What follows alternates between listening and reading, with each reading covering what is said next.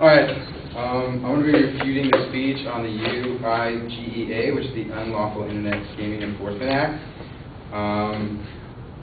The advocate claimed that the UIGEA is unnecessary, which I thought sounded more of a claim of opinion or value than a claim of fact, but for the sake of it, I'm going to argue it as a claim of fact.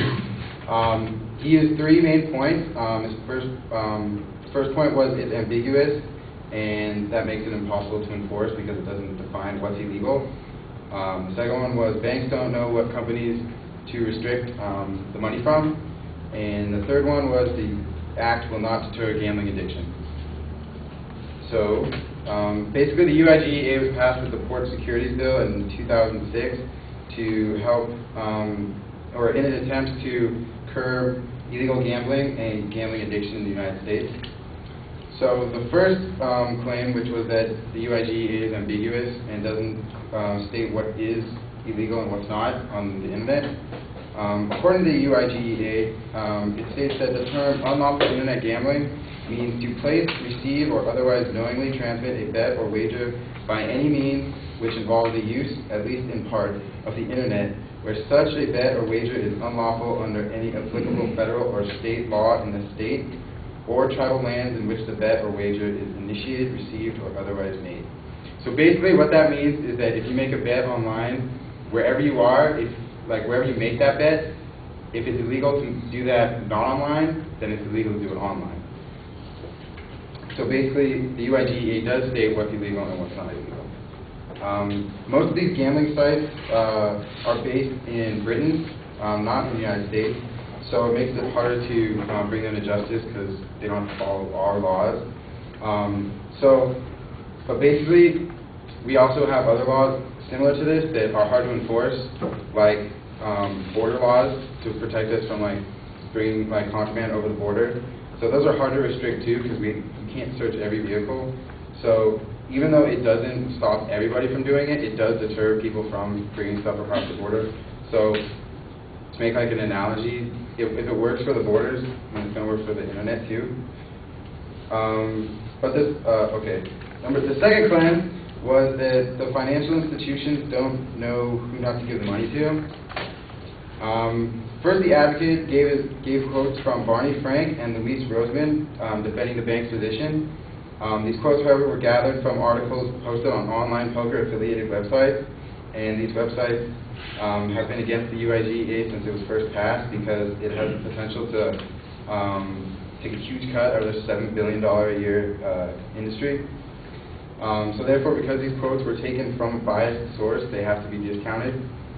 The bank's main complaint about the UIGEA is that it holds them responsible for transactions made to companies, and that they don't know what these companies are or who they are. So they feel that the government law enforcement agencies should investigate them and be held responsible for any illegal transactions over the internet.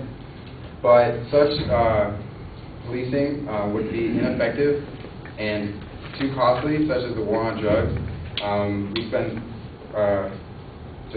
like that.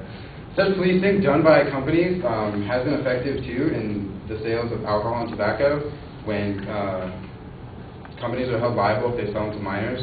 So if the banks are held responsible themselves, this will save taxpayers money, and it's easier for them to monitor the transactions because the government doesn't have immediate access to all of these accounts.